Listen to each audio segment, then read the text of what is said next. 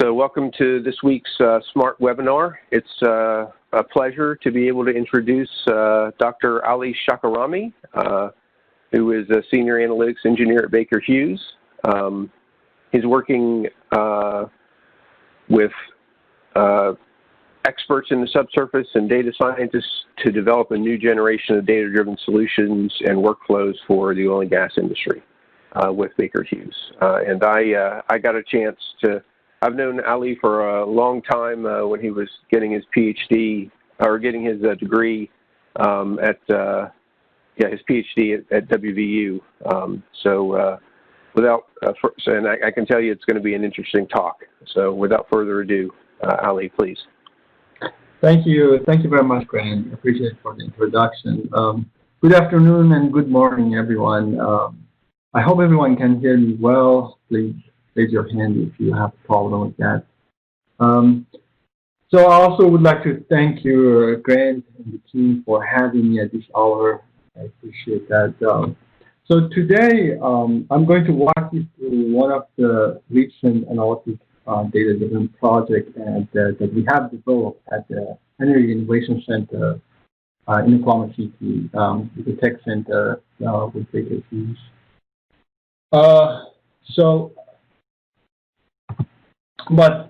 Before diving into details of this case study, I would like to open my presentation with this slide that depicts the current status of digital transformation in the oil and gas industry.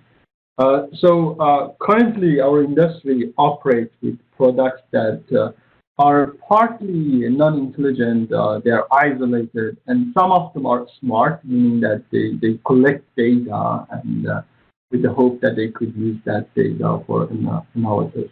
And some other products that not only collecting and gathering data, they transmit data and they're connected to other products. Just give you an example. For instance, think about the drill bit. The drill bit could be as dumb as just going drill, or could be connecting to other bottom hole assemblies, or connecting to surface, or other elements in the drilling system.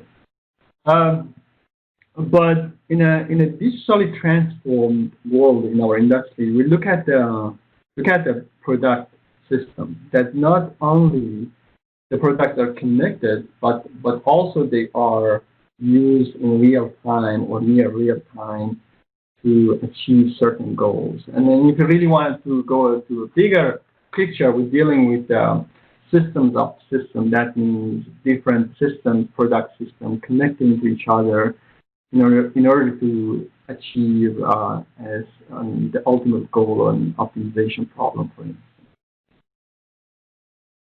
So this slide highlights a few projects within the team of digital transformation at the Energy Innovation Center.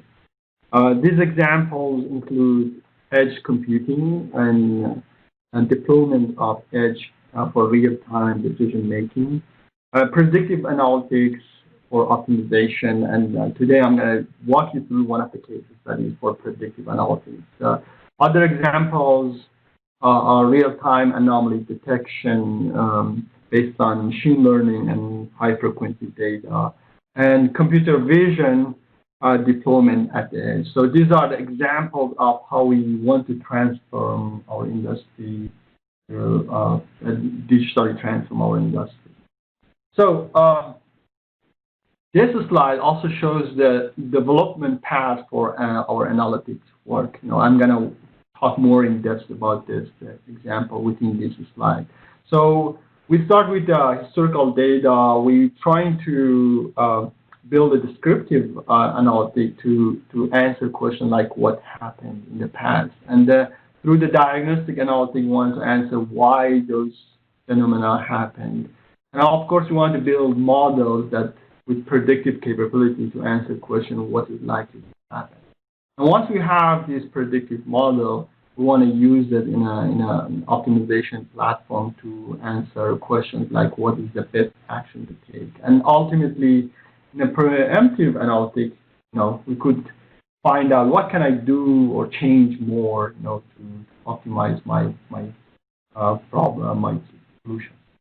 So obviously, as we are moving from descriptive to preemptive, the level of complexity and the data required to develop these analytics get more complex, and you require more data, but the value that you get is much more.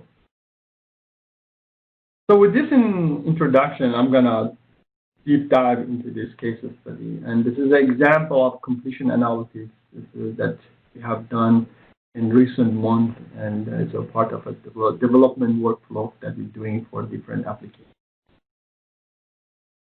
So I'm not sure how much subsurface background exists within the audience, but for those of you who are not familiar with developing unconventional reservoirs, the most problematic issue that the operator is dealing with is frac hit, or fracture-driven interferences. And the frac hits occur when we place two wells too close to each other, basically. And we observe communication between these wells.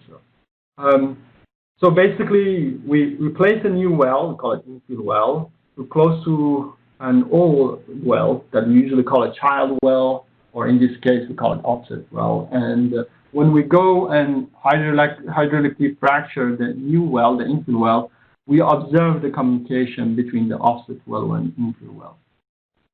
So FDI, or frac hit, comes with consequences. The immediate consequences could be wellbore damage or stability issues that the operator has to deal with, go and clean out the well, and they are costly, these processes. But in a long run, we're going to deal with the production uncertainty. Commonly is known that frac hit causes negative production impact, so the offset well basically doesn't produce as much as used to produce before seeing a frac. But there are cases that shown that frac hit cause positive production impact, improve the production offset well. And in this case study, I'm going to show an example of that. So that's not there are some evidence. But eventually, frac hit is something that operators have fear for, and the uncertainty exists in production is not good for doing business. So the problem we have basically originates from frac hits.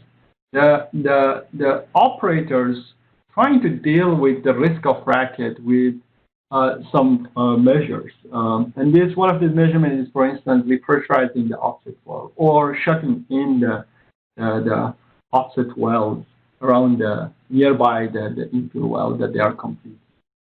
So in this case, I'm going to talk about the shutting strategy optimization. So operator, let's say they are fracking the new infill wells, the green wells here, and they decide to shut in number of offset wells in nearby to mitigate the risk of FDI. So, however, this strategy, if it's under optimized, if there is a poor shutting strategy, could lead to delayed cash flow as well as risk of FDI impact.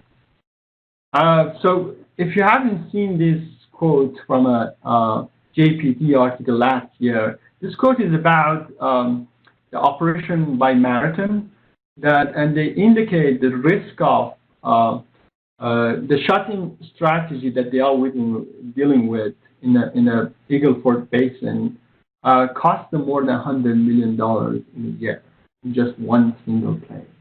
So when I saw this number, I was kind of suspicious. This is a huge number for single basin for one operator. So I want to go back and do a back calculation and see that if this number exists or not. So looking into some data, what I found, for instance, 60 days shutting period per offset well. So when we go and frac a well, usually it's not single well, it's a well pad, and for each stage, a few hours, and usually dealing with 50+ stages. So for each well, there are a few days, and if you're dealing with a well pad, you have to shut in the well for the duration of completion of the well pad. So 60 days looks realistic average for shutting period for offset well. And if each offset well produces 200 barrels per day oil, during that shutting period of 60 days, we have 12,000 barrels of oil. And with the current pricing, let's say $40 per barrel, that's about $500,000 delayed cash flow per offset well for each shutting period. Pay attention that this delayed cash flow is delayed production. So it doesn't mean that you're losing it, but the operator basically has to wait 2 months to start the production and have access to this cash flow. So when we're dealing with the well pad, there are a number of offset wells around this well pad. So if we imagine the operator has 2,500 feet ad hoc shutting radius, that means shutting in all these wells within all the offset wells within 2,500 feet of the infill well.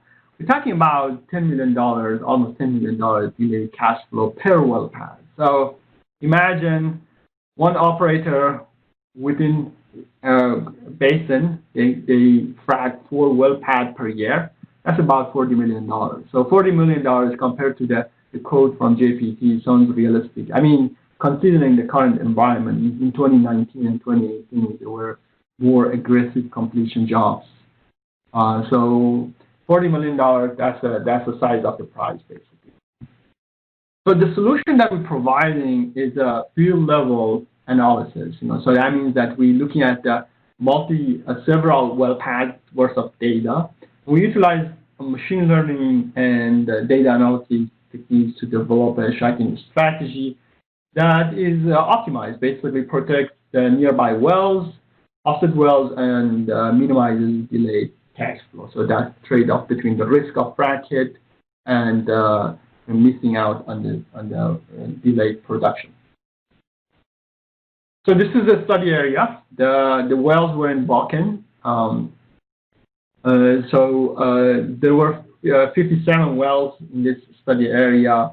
They are colored based on the status of the wells. The red ones are the offset wells. These are the wells that the operator were concerned about shutting them in and finding a shutting radius and shutting period.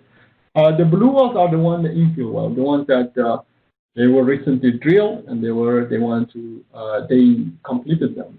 And the green ones are the ones that were recently completed, so they were infill wells once upon a time, but then later on became offset wells, and we had to deal with shutting them in during the operation of the other wells. So giving you a picture of how much delayed or deferred production this operator was dealing with in the last 4 years. So it was ranging from 51,000 barrels to 94,000 barrels deferred production due to shutting in the offset wells in this study area. This was the shutting strategy for this specific operator. So what you're looking at in the middle, the red line represents the offset well, and you see other wells in different orientation. The wells mostly are parallel, but there were some wells perpendicular or different orientation.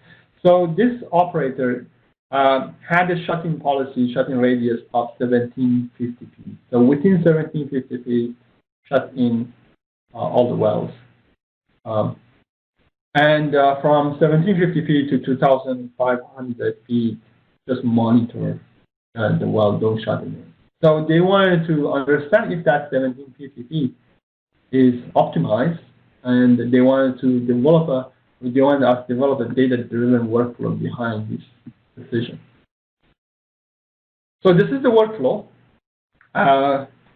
Has different elements. The first part starts with the data set preparation, ingesting a different type of data, doing a lot of pre-processing and feature engineering. Then going through the Frac Hit Detection based on the different type of data. I'm going to talk more in depth about how we do this. And then diagnostic of this frac hit. What are the severities, what are the characteristics, and what are the causation behind them. And eventually wanted to build predictive models to predict different components of this behavior. More in-depth analytic workflow here. We started with a different type of data. time series static data. For instance, we had 300 gigabyte pressure data from gauges on offset well while they were fracking other infill wells. We had production data, we had spatial parameters, completion data, reservoir characteristics. We had some data indicating the depletion. We had to do some feature engineering, well characteristics. And this data went through anomaly detection. Anomaly here was if I'm observing any frac head within my data, especially on the pressure data and on the production data. Then going through the anomaly diagnosis, basically what are the causation behind the frac, what are the causation behind the production behavior that I see. We utilize models like random forest to basically come up with a ranking of different features behind the outcome here, which was the occurrence or severity of fracking. And then the next steps were developing descriptive and diagnostic analytics. What are the probability density functions behind frac hits? What are the feature rankings, insights behind this frac hit occurrence? Production impact quantification. What are the recommendations behind shutting radius? That was basically a deliverable for the operator. I'm going to talk more in depth about this steps. And then the predictive analytic part, we looked at the problem in different ways. So the problem could be a binary classification with the outcome of is frac hit going to happen or not, or what are we dealing with, severe frac hit or non-severe frac hit, or what would be the consequences of this frac hit? Are we going to see negative production impact or positive production impact or no impact at all? Or you could deal with the time series type of problems, getting the time series data and predict if frac is going to happen in the next 15 minutes. So depending on what kind of problem you're facing, we could parameterize this and utilize different machine learning algorithms.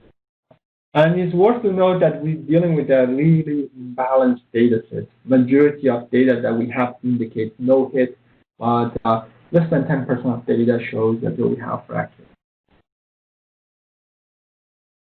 These are different type of data in our workflow that we have to deal with: completion data, well characteristics, spatial parameters, depletion, stress history, production metrics, performance, reservoir rock properties. So we basically started with the raw data and we came up with a list of features representing each one of these categories. And the thinking was, let's think about frac and what are the causation, what are the parameters that impact fracking. So there was a lot of domain knowledge in place in this part, and majority of our work actually was in the data set preparation and feature. So for frac hit detection, we're looking at different type of analysis. Pressure response data, production response data, looking into the pressure data, come up with the way to detect hit and characterize the hit, looking at the production hit and quantify the production impact in short term and long term, and then combine these two analysis and see if there is any relationship between them. So for instance, in the frac hit detection, on the pressure data from the top, we start with the offset well pressure response data during the completion of the infill well. We quantify the event in the mean here. We see a pressure jump, and then characterize that pressure jump, and we pass it through some threshold here, and we label it as a hit or no hit, or severe hit or non-severe. And then we look at the completion data, stage level data, and come up with the reasoning behind this hit. On the production side, we wanted to also quantify what is the status of the well. Is it been impacted after a shutting period? And if it's been impacted, do you see a relationship between that production impact and pressure hit? This is the way we detect analyze the pressure response and detect the hit. So while we're fracking the infill well, we're watching the pressure data on the offset well. Usually the pressure comes from the pressure gauges on the surface, but the pressure data downhole probably would be better quality. So what we do, looking at the pressure data on the offset well, and looking at pressure versus time, the timeline starts from the second that we start fracking the infill well. So usually we see a time delay between the pressure pulse that we observe on the offset well, and that depending on the reservoir characteristics between these two wells. So we call this time delay. We measure this, we record this, and then we characterize other features such as intensity, which is the slope, or the magnitude, or the fall off of this pressure pulse. So once we have these characteristics, we could label this event as a hit or no hit, or label it based on the severity of it. For instance, we came up with two labels. Hard frac hit are the hits that have a pressure magnitude above 100 psi. For soft frac hit, pressure magnitude below 100 psi. And then later on, we figured out that the severity of frac hit actually impacts the production effect in the long run. So at the bottom of this slide, on the left, you see an example of a hard frac hit. In this pressure pulse, basically from offset well, 8-minute time delay from the time that we start completing the stage on the infill well.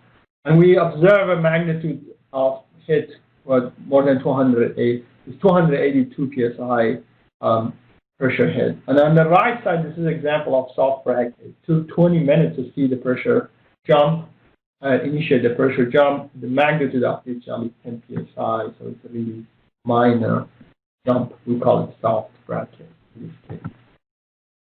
So on the production data, what we wanted to do was looking at the impact of shut-in or potential frac hits during the shut-in period on the offset well. So what you're looking at here basically is the offset production rate versus time. So prior to shut-in, we have data.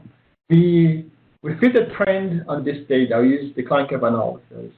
And we observe the data after shut-in period. And then we fit another trend line on this, and the overall data. And we compare these two trends.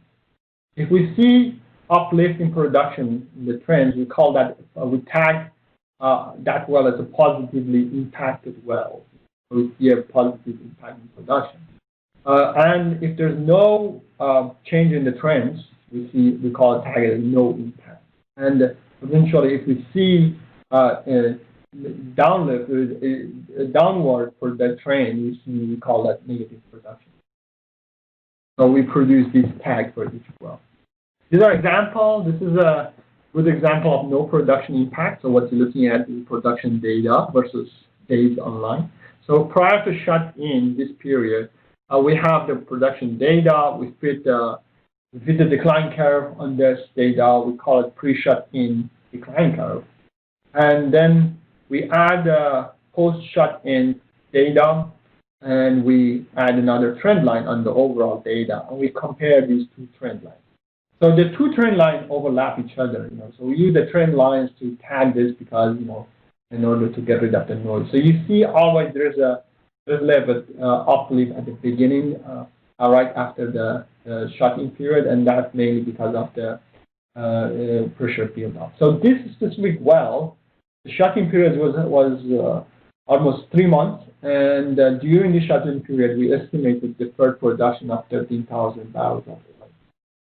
So luckily for this well, there was no production impact, but this is an example of negative production. So again, same analysis, two different trend lines based on the different type of data, before shut-in and post-shut-in data. And we see the red one, which is the prior to shut-in, is above the general trend with the overall data. So this is a negative production impact. And this well was shut in for 232 days, and we estimated there more than 34,000 barrels of oil deferred production. This is an example of positive production impact. And this is, for instance, you see uplift in production data right after shut-in, and you see the difference between the two trend lines. So we tag this as a positively impacted well. So on the pressure response data, once we look into all the data, we visualize it. So this is our study area, and what we're looking at here is well trajectories. You see the stages on the black dot, and the red circles are the number of hits that each stage caused. And these are the hard frac.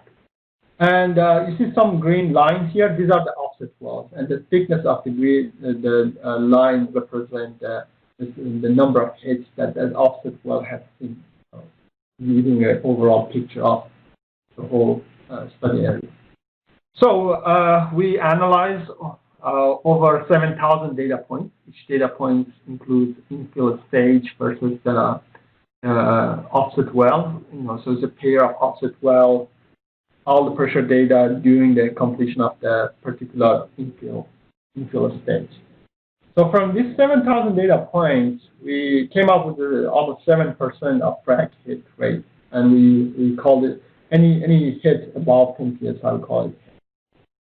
And in particular, with the hard frac hit, that was 3%. So minority, but still significant. Again, hard frac hit is any pressure magnitude above 100 psi.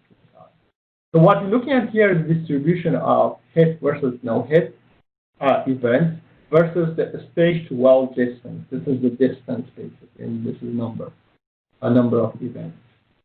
And anything within 3,000 feet of stage from the offset. And on the right side, looking at the probability density of these two type of data, hit versus no hit. Hit are the orange one, no hit are the blue one. So the observation we made here, at 1,200 feet, almost 50% of frac hits happen within 1,200 feet of offset well.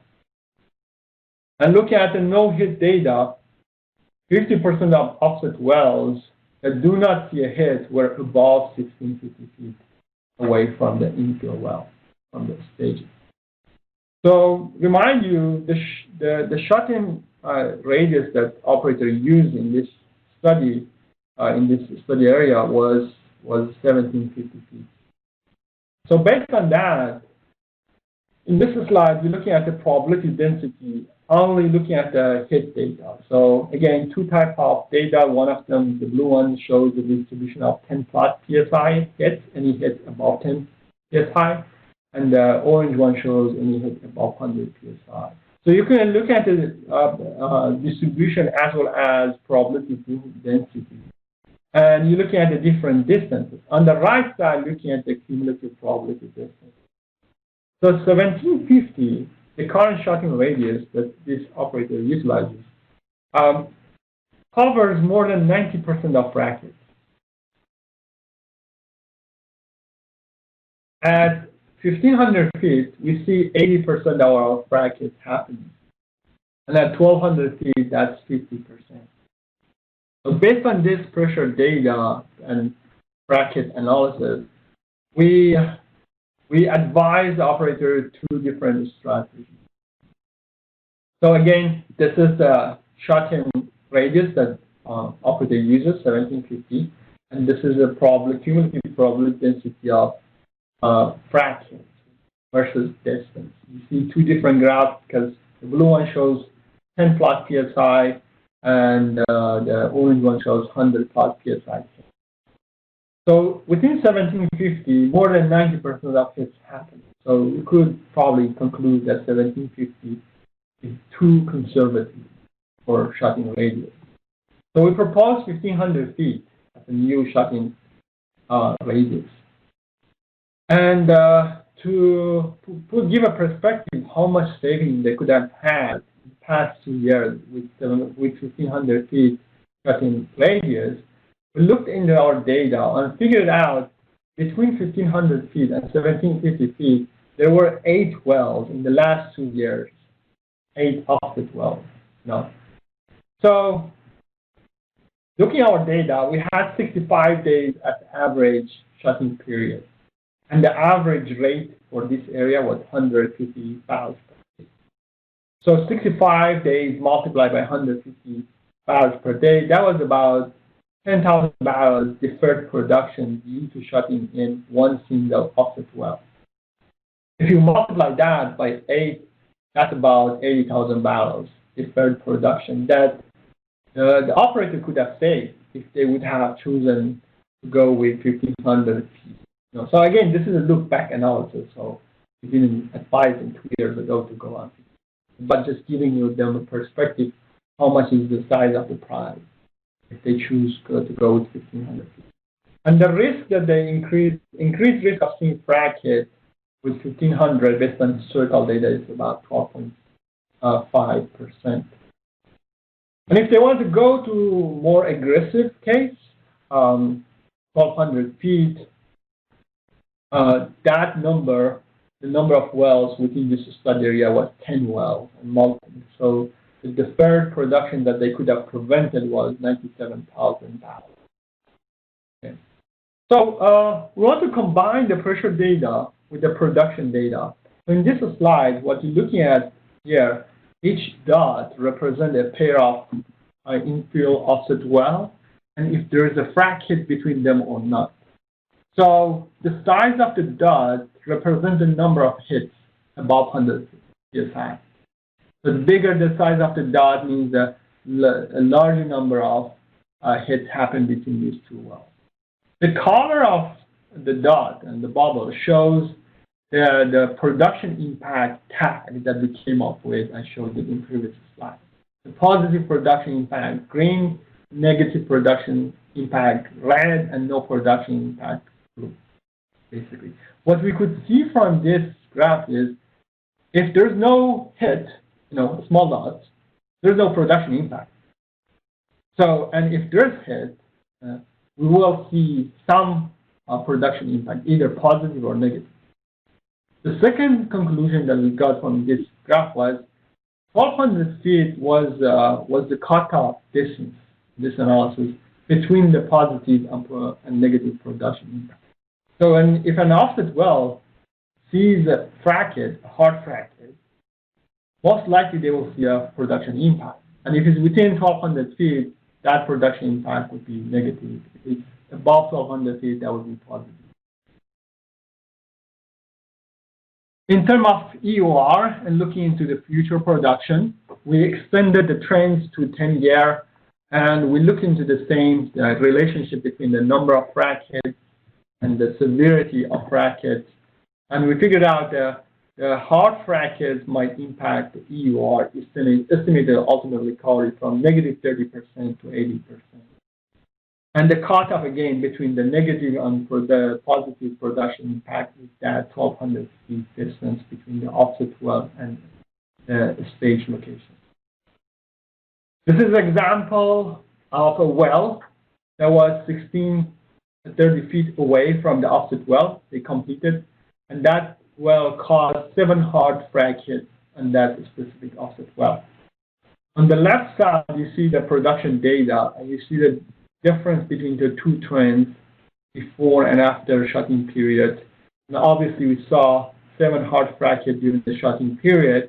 And if we extend this trend, we see the difference of 80% increase in production. This is a positive production impact because of the hard frac hit.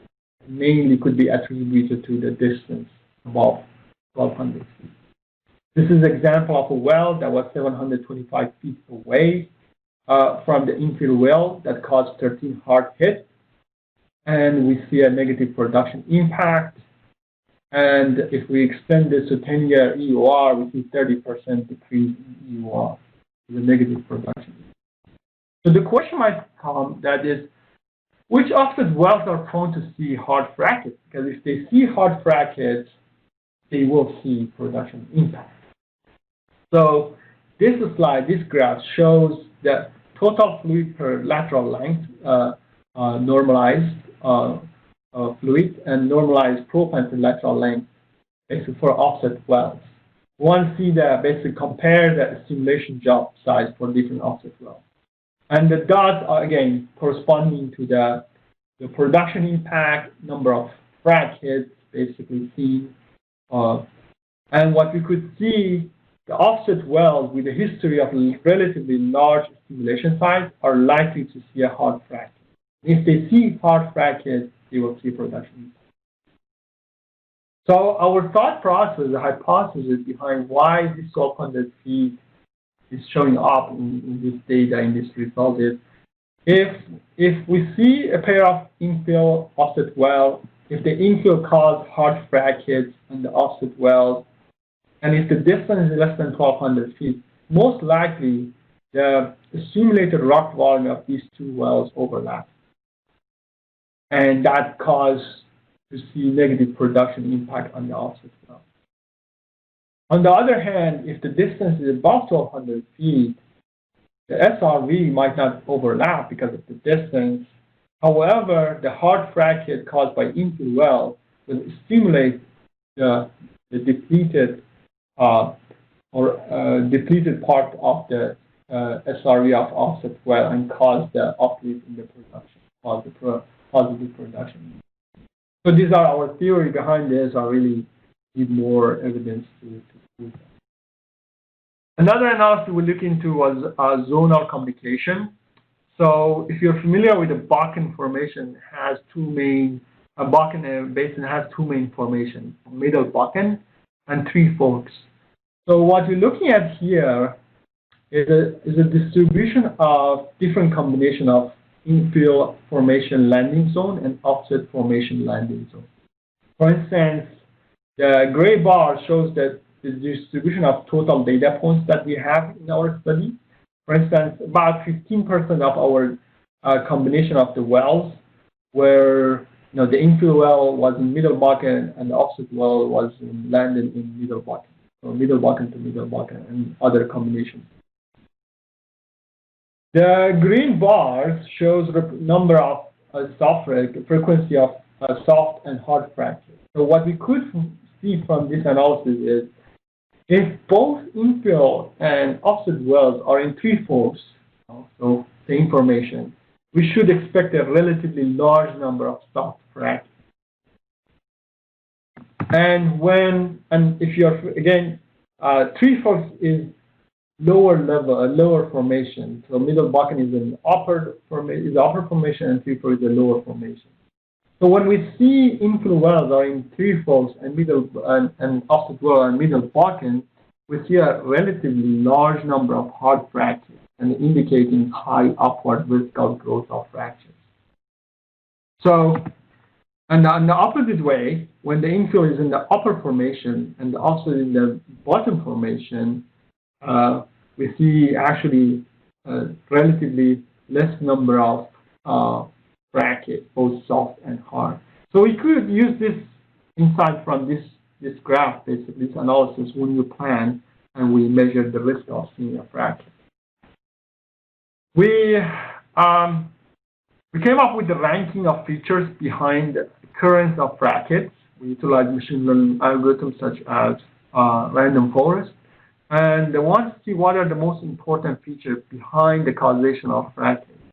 The top feature represented depletion features and spatial features such as well spacing, well distance, as well as the size of completion job for the offset well. And we were not surprised with the result of this analysis.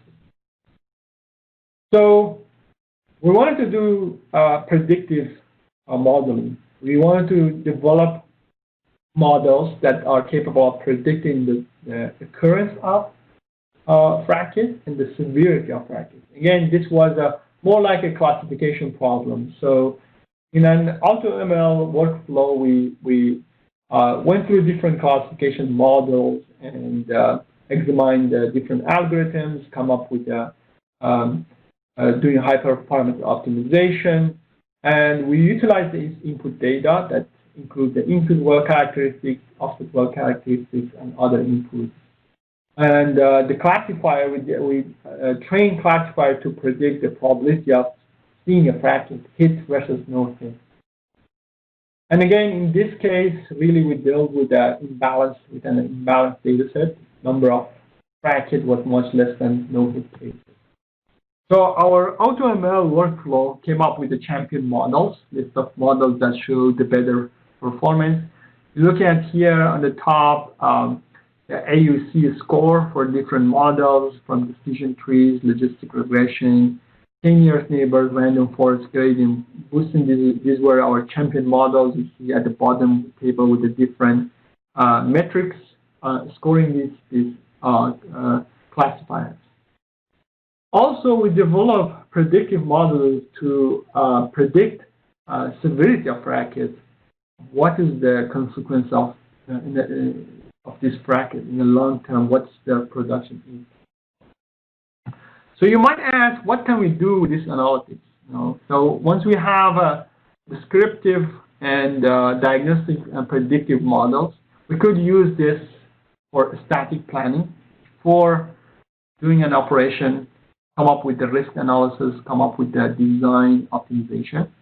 Or in a real-time measure, while we're observing the real-time data, we have this model sitting behind the scenes and come up with anomaly detection and predicting if the frac hit is happening and what would be the severity of frac hit and what would be the consequences of frac hit. So giving these tools to operators to operate in the real-time or near real-time measure. So in the conclusion for this study, we developed data-driven workflow that looks at the historical data, in particular looking into the understanding the relationship for the frac hit between the completion of infill wells and offset well, nearby offset wells, and come up with a recommendation on shut-in distance. We figured out that the severity of frac hit is very important in the long-term production impact. And one distance that showed up in different analyses was 1,200 feet. That was sounded like a cutoff between the positive and negative production impact. And if you want to look, we did a look-back analysis, come up with a recommendation on 1,500 feet and 1,200 feet, and quantify what would have been the size of the price for each one of these recommendations. Also come up with the different parameters behind frac hits, come up with the insights, and figure out the depletion parameters, as well as spacing on offset discrimination side. So the relatively high degree of correlation with the frac hit occurrence. And then eventually we have a predictive model that could give the severity and the occurrence, the chances of seeing a frac hit in this study area.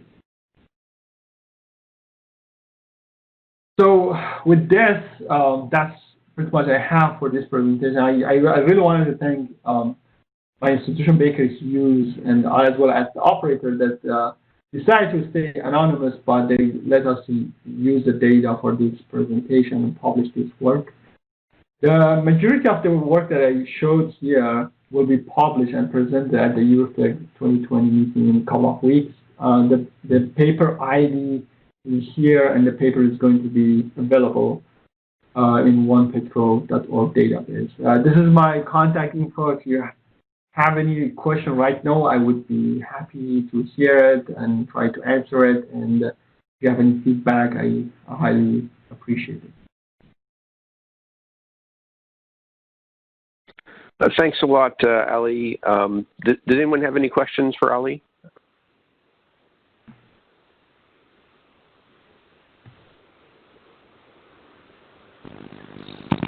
Ali, this is Jyoti Behrakar from Colorado School of Mines.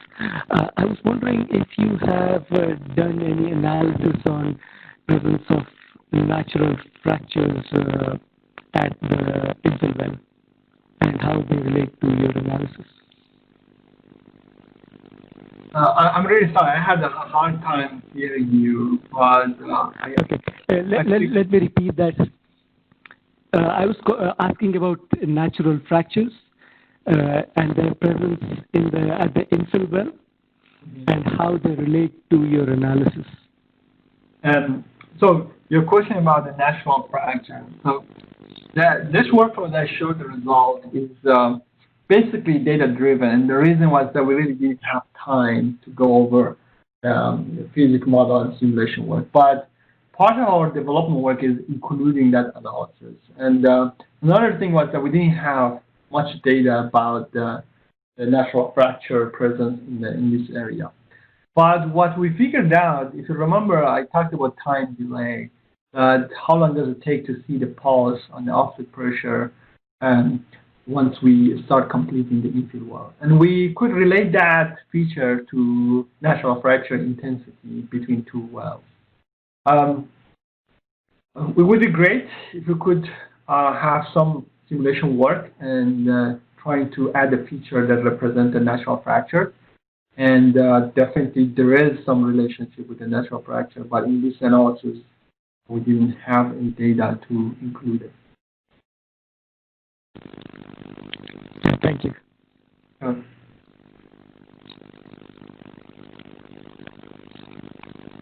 May I ask one more question? Yeah, go for it. Yeah. Sure. I'll go. Okay, so I was wondering about the data. Do you have continuous measures of pressure, so pressure time series data at both wells and at, let's say, at a certain spatial sampling, or is it just one or two pressure gauges? So on the offset wells, yes, we have the continuous measurement of high frequency data while we're completing the other wells, the second frequency of second. And but for this study, we actually were not provided with that pressure data on the completion well. We have done similar analysis on a relatively small scale study area that we had both. Actually, we had both time series data on completion and completed well and on the offset well. Thank you. Any other questions for Ali? Hi, Ali. Thanks for the presentation. I have one question quickly. So in the last slide, you mentioned actually for the depletion, that's high degree of correlation. So could you give a little bit of details how you incorporate that in the analysis? Yeah, very good question, Gavin. So we really didn't have explicit data representing depletion. So we thought about, and again, the role of domain expert knowledge and domain knowledge here is very important, how to parameterize a problem and how to come up with the features from the raw data. So although we didn't have any depletion data, on log analysis or data or in simulation work, what we looked into, for instance, number of days that since the offset well was completed, or average tubing pressure right before completion of the infill well, or 30 days cumulative production before shutting in the offset well. So our thought process was this feature could be a proxy for depletion data. And to our surprise, it showed up actually in the correlation between high ranking in correlation between the frac hit occurrence and our input data set. I hope that was the answer to your question. But if you want to discuss more, I have to do that. Well, do we have any more questions? This is Alec Chakmakchev with ERC. First of all, I would like to thank the presenter for this excellent analysis. And the question I have, in your scenario, you have three scenarios for shut-ins. They're positive, kind of neutral, and negative. Do you have any explanation what is going on? Why the shut-ins have different impact on well performances? Yeah.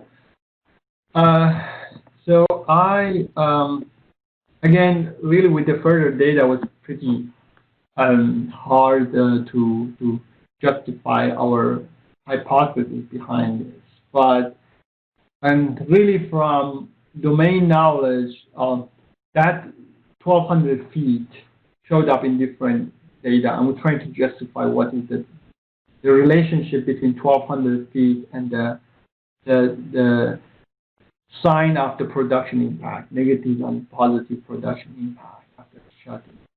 And what we could have thought about is what we came up with was that 1,200 feet is the cutoff between the overlap of the simulated rock volume of offset well and infill well. So if the distance is below 1,200 feet, the occurrence of hard frac hit basically caused stealing from the SRV of offset well and impacting that production. He's waiting for you. It's 2 o'clock, so he better be here by now.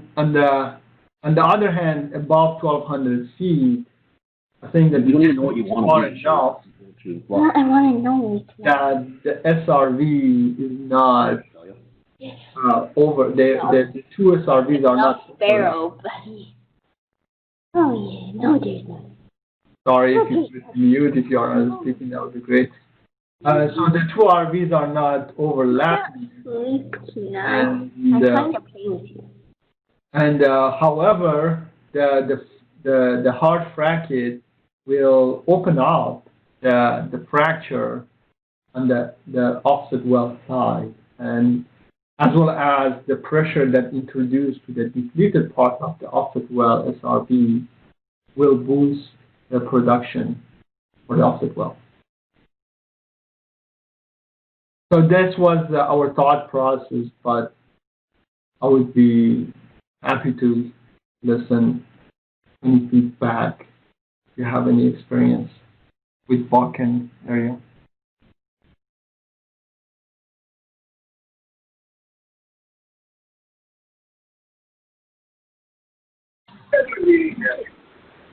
Anything else? Thank you. Great. Any other questions for Ali?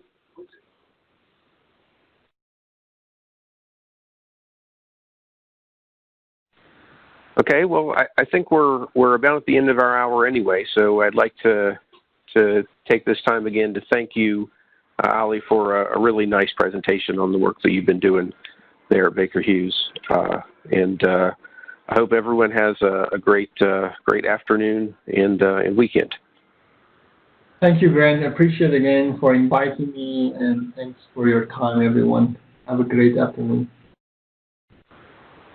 Yep. Bye.